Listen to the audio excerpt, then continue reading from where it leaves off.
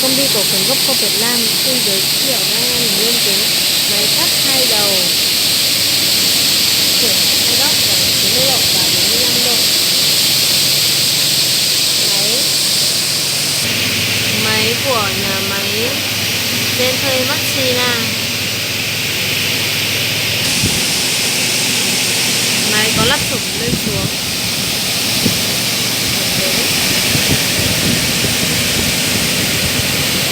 Kết cấu của máy rất là chắc chắn, thể hình lăng,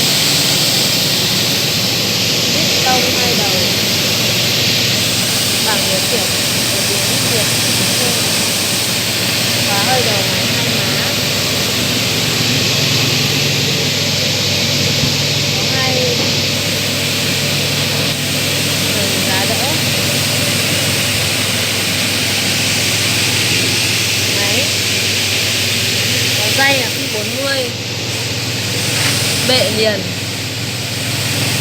Bệ máy có lắp một bệ đỡ dày 4mm chạy suốt là dọc thân máy.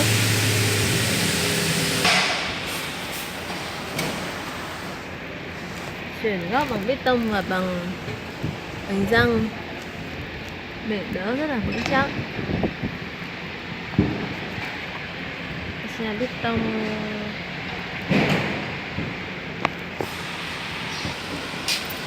của trục. Hệ thống tủ điện dùng hãng Tennessee.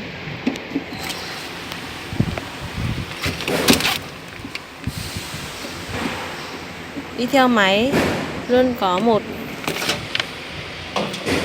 hồ sơ máy.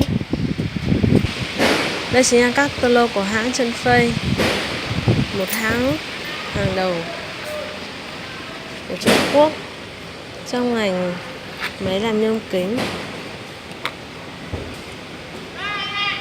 Có rất là nhiều dòng máy để lựa chọn, máy hình nhôm và máy hình kính. Cảm ơn anh em ngành nhôm kính đã theo dõi video này. Xin cảm ơn. Xin mời anh em ngành nhôm kính đến để xem máy, test máy.